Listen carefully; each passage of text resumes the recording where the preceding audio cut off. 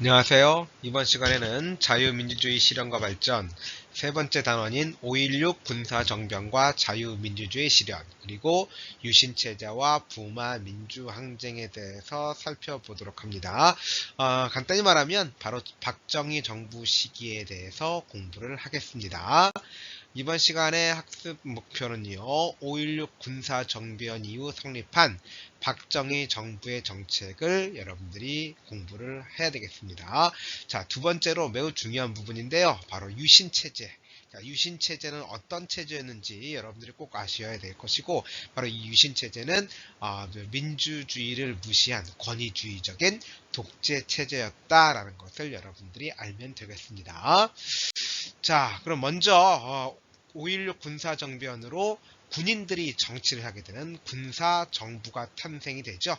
1961년부터 63년까지 약 2년여에 걸친 군인들이 정치하는 시기가 됩니다. 자, 이러한 군인들이 군사정변을 일으킨 것은 바로 민간 차원에서 평화통일운동이 전개되고 또 군비 축소 계획이 발표가 되면서 군인들이 불만을 갖게 되죠. 그 중심에는 박정희가 있었습니다. 자, 그래서 박정희 육군 소장이 이끄는 군인들이 불법적으로 권력을 장악한 사건, 이거를 우리는 5.16 군사정변이라고 하죠. 군인들은요, 국회와 정당을 해산시키고 지방자치제를 중단하고 군인들이 정치를 하는데, 이를 위해서 정치기구, 즉 국가재건 최고회의를 구성합니다. 이 국가재건 최고회의에서 정치가 이루어지게 되는 것이죠. 꼭 기억을 해두도록 하시고요. 2년여에 걸친 군사정부 시기에 바로 박정희는 대통령 중심제로 다시 헌법을 고치고 단원제로 만드는 거죠. 그리고 본인은 이제 군대에서 전역을 하고 민간인 신분이 되어서 민주공화당을 창당을 하고 대통령 후보로 출마를 해서 제5대 대통령에 당선됩니다. 1963년 12월이었죠. 자, 여기서 박정희 정부 시기의 여당 민주공화당이라는 것도 알아두시면 되겠습니다. 자, 그럼 이렇게 탄생한 박정희 정부는 어떠한 정책을 펼쳤을까요? 박정희 정부는 집권하게 되면서 반공과 경제 발전을 강조를 했습니다. 따라서 경제 개발에 필요한 자금 확보가 매우 필요했죠. 이를 위해서 박정희 정부가 추진한 것이 바로 한일 협정이었습니다. 이미 군사정부 시기에 중앙정보부장이었던 김종필이 일본에 넘어가서 일본의 외무부 장관이었던 오이라와 비밀회담을 거치게 됩니다. 이 비밀회담에서 바로 한일회담의 성사 조건으로 일본 정부가 박정희 정부에 무상으로 3억 달러, 정부 차관으로 2억 달러, 상업 차관으로 1억 달러를 제공할 것을 합의하게 된 것이죠. 자, 이런 합의가 있었기 때문에 바로 한일 간의 수교가 이제 급물살을 타게 되는 겁니다. 자, 이 사실이 알려지게 되면서 돈 몇 푼에 일본의 굴욕적으로 외교를 구걸했다라고 해서 대학생들을 중심으로 해서 대대적인 한일협정 반대 시위가 일어나게 됩니다. 자, 이거를 우리는 뭐라고 하느냐? 이것을 6.3 시위라고 합니다. 자, 꼭 알아두도록 합시다. 바로 한일협정 반대 시위, 굴욕적인 대일 외교에 반대하는 시위, 이걸 6.3 시위라고 합니다. 꼭 알아두도록 하시고, 자, 이러한 6.3 시위를 군대를 동원하면서까지 강력하게 진압을 한 다음에 드디어 1965년 한일협정이 국회에서 비준되면서 한일협정이 체결됩니다. 자, 이에 따라서 독립축하금 명목으로 바로 일본으로부터 유무상에 걸친 차관을 제공을 받게 됩니다. 자, 그 다음에 베트남 전쟁에도 미국의 요구에 따라서 베트남 전쟁에 한국군을 파견을 하게 되는 것이죠. 그 대가로 그 한국군은 군대가 현대화되는, 그러니까 무기와 군대가 현대화되는 그런 결과를 가져오게 되는 것이고요. 그 다음에 미국으로부터 각종 군사 원조와 차관을 제공받게 되는 겁니다. 특히 한국군이 사용하는 물건은 물품은 모두 한국에서 수입하도록 했고, 또 각종의 그 베트남 현지에서의 각종 건설 사업에도 한국을 참여시킴으로써 이러한 베트남 전쟁의 파병의 대가로 우리는 경제 성장의 발판을 마련하게 됩니다.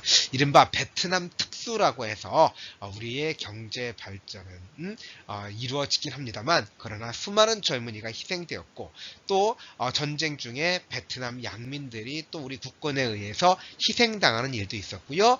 또 한국인과 또 그 베트남 여자 사이에 태어난 혼혈인, 이거를 라이따이한이라고 불렀는데, 이러한 혼혈인 문제도 나타나게 됩니다. 자, 그 다음에 이러한 그 한일협정과 베트남 파병을 통해서 경제 성장이 이뤘기 때문에 박정희는 5대, 6대 대통령에 당선이 됐고요. 그런데 이제 당시의 헌법에서는 3번 이상 대통령이 출마할 수가 없었습니다. 그런데 박정희는 제7대 대통령 선거에도 또 출마하고 싶은 것이죠. 자, 그러면 3번째 대통령이 출마하기 위해서는 또 어떻게 해야 될까? 헌법을 바꿔야 되겠죠. 그래서 대통령이 3번까지 대통령을 할 수 있도록 하는 개헌안을 마련하게 됩니다. 이거를 우리는 삼선개헌이라고 합니다. 1969년이었죠. 자, 이러한 삼선 개헌안이 제출됐을 때 당연히 야당과 국민이 격렬하게 반대했죠.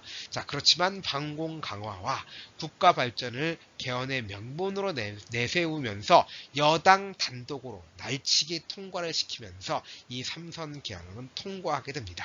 자, 이렇게 삼선 개헌안이 통과되었기 때문에 1971년 제7대 대통령 선거에 다시 출마하는 것이고, 당시 야당 대통령 후보였던 김대중을 아주 근소한 차이로 누르고 이제 3선에 성공을 하게 됩니다.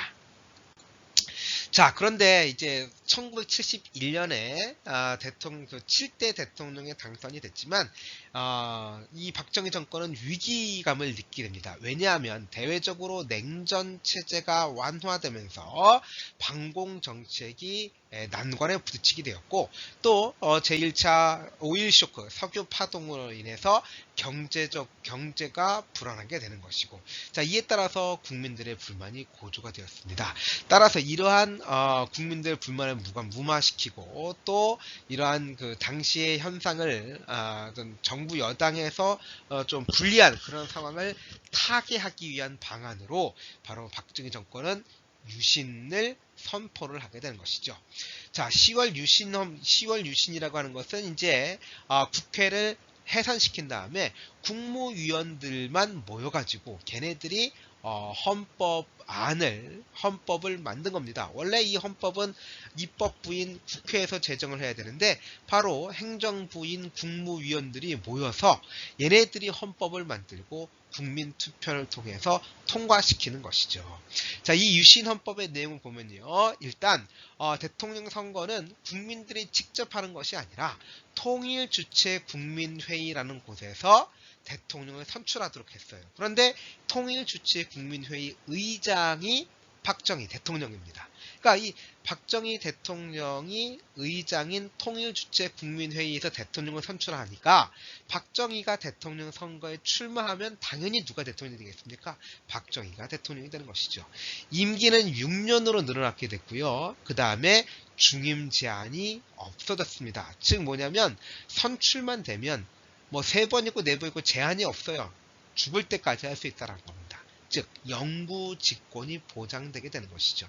자, 그러니까 자신이 임명한 통일주체 국민회의 의장이 대통령을 뽑고, 임기는 6년으로 늘어나고, 또한 중임 제한이 철폐가 되면서 무제한으로 대통령이 될 수 있었기 때문에 거의 뭐 이거는 박정희 영구 집권 체제를 말하는 것이다, 이렇게 보시면 되겠습니다.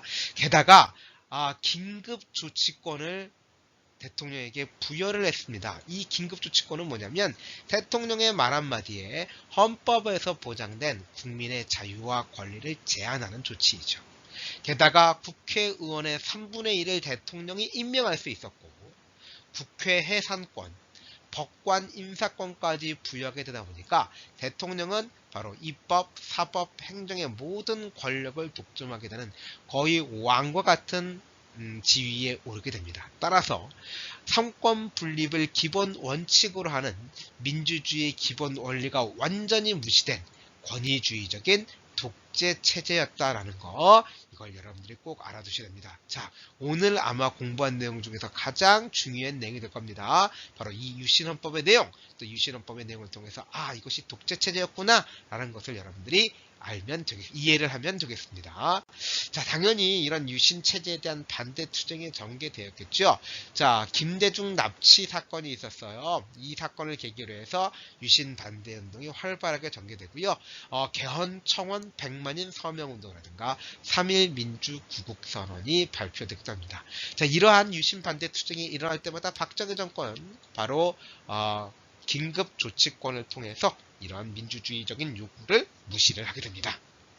자, 이러한 유신체제도 결국 1979년 박정희가 암살당하면서 유신체제는 붕괴하게 됩니다. 그 과정을 보게 되면 1979년에 YH 무역사건이 있었어요. 자, 이 자세한 내용은 수업 시간에 얘기를 하고요. 이 YH 무역사건으로 인해서 이제 김영삼, 야당의 총재였던 김영삼이 바로 대통령을 비판하는 것이고, 대통령을 비판했다라는 이유로 김영삼을 국회의원에서 제명시킵니다. 자, 이에 따라서 김영삼의 정치적 고향이었던 부산에서 부산대 학생들이 중심이 되어서 이제 시위를 벌이게 됩니다. 자, 이것이 부마 민주항쟁으로 발전을 하게 됩니다. 1979년이었고요. 자, 이 부마 민주항쟁을 처리하는 과정 속에서 박정희 대통령의 최측근인 김재규 중앙정보부장과 차지철 경호실장 간의 암투가 벌어지게 되는 것이고, 결국 최측근이었던 중앙정보부장 김재규에 의해서 박정희는 암살당하게 됩니다. 이거를 우리는 뭐라고 하냐면 12.6 사태라고 하죠. 바로 1979년 10월 26일이었습니다. 그래서 이 12.6 사태에 의해서 바로 박정희는 죽게 되는 것이고, 그 결과 유신체제는 붕괴되었다. 이렇게 여러분들이 보시면 되겠습니다. 자, 다음 시간은 5.18 민주화 운동에 대해 살펴보도록 하겠습니다. 수고 많으셨습니다.